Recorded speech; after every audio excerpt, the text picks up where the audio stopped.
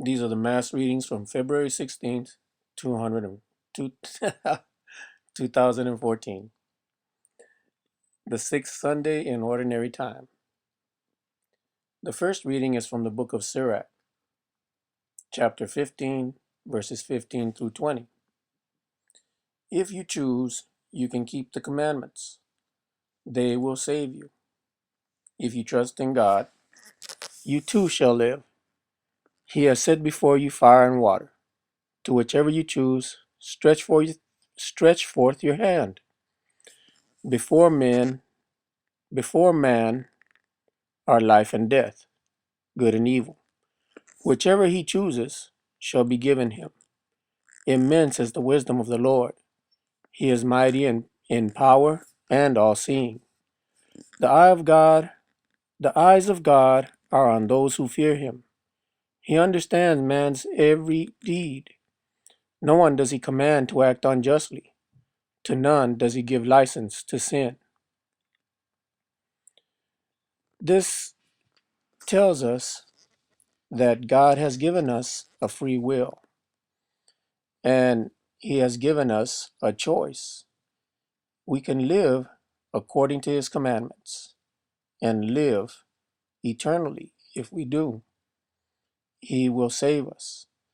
Or we can choose to disobey and reject him.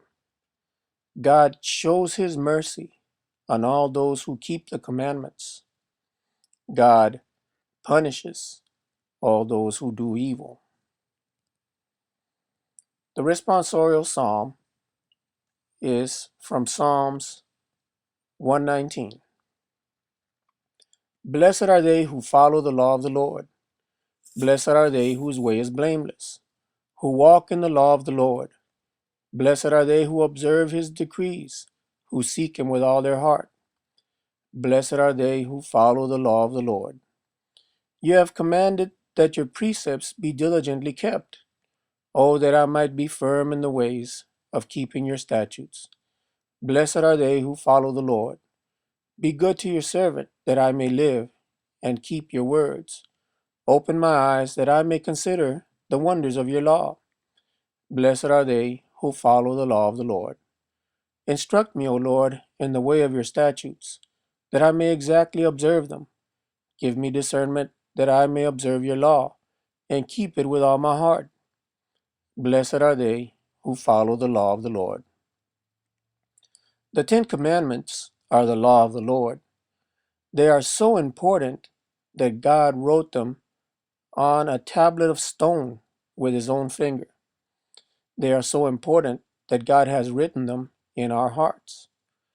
A Catholic, even if he should keep the sacraments daily, receiving communion daily, and receiving all of the sacraments, if he does not keep the commandments, he will not enter the kingdom of heaven. The commandments are the most important thing we can do to secure our salvation. The second reading is from 1 Corinthians chapter 2, 6 through 10. Brothers and sisters, we speak a wisdom to those who are mature, not a wisdom of this age, nor of the rulers of this age who are passing away. Rather, we speak God's wisdom, mysterious, hidden, which God predetermined before the ages for our glory, and which none of the rulers of this age knew. For if they had known it, they would not have crucified the Lord of glory. But as it is written, what eye has not seen, and ear has not heard, and what has not entered the human heart, what God has prepared for those who love him. This God has revealed to us through the Spirit. For the Spirit scrutinizes everything, even the depths of God. I think this is a reference to the sacraments because they are a pure gift to us. When we attend the sacraments with faith, believing everything that God has promised us through the sacraments, and when we apply that faith to work in charity towards our fellow man, the gift of the Spirit is given to us, and the grace of God flows through those sacraments to our salvation. The sacraments are the difference between the Catholic Church and every other religion. Catholics who observe the sacraments in faith, keeping the commandments, walk upon Mount Zion in this life, amongst the saints, amongst the spirits of men made perfect. The reading of the Gospel is from Matthew 5:17 through 37.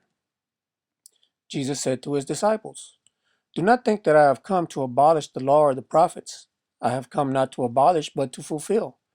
Amen, amen, I say to you, until heaven and earth pass away, not the smallest letter or the smallest part of the law will pass from the law, until all things have taken place. Therefore, whoever breaks one of the least of these commandments and teaches others to do so will be called least in the kingdom of heaven. But whoever obeys and teaches these commandments will be called greatest in the kingdom of heaven. I tell you, unless your righteousness surpasses that of the scribes and Pharisees, you will not enter the kingdom of heaven. You have heard that it was said to your ancestors, 'You shall not kill, and whoever kills will be liable to judgment.' But I say to you, whoever is angry with his brother will be liable to judgment, and whoever says to his brother, 'Raka,' will be answerable to the Sanhedrin. And whoever says, 'You fool,' will be liable to fiery Gehenna. Therefore, if you bring your gift to the altar, and there recall that your brother has anything against you, leave your gift there at the altar. Go first and be reconciled with your brother, and then come and offer your gift. Settle with your opponent quickly while on the way to court. Otherwise, your opponent will hand you over to the judge, and the judge will hand you over to the guard, and you will be thrown into prison. Amen, I say to you, you will not be released until you have paid the last penny. You have heard that it was said, 'You shall not commit adultery.' But I say to you, everyone who looks at a woman with lust has already committed adultery with her in his heart. If your right eye causes you to sin, tear it out and throw it away. It is better for you to lose one of your members than to have your whole body thrown into Gehenna.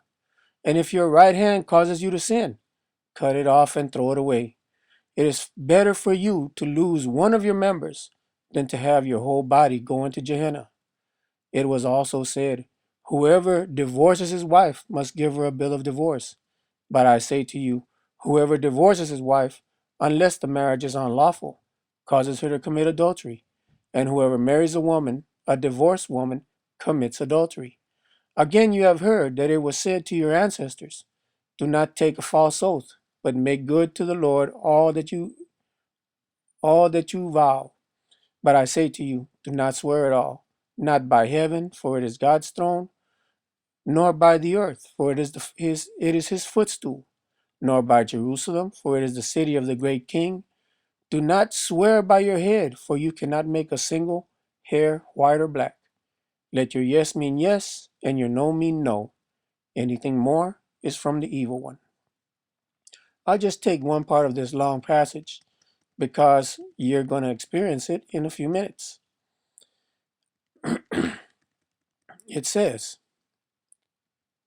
"Therefore, if you bring your gift to the altar, and there recall that your brother has anything against you, leave your gift there at the altar, go first and be reconciled with your brother, and then come and offer your gift." Do you recognize that?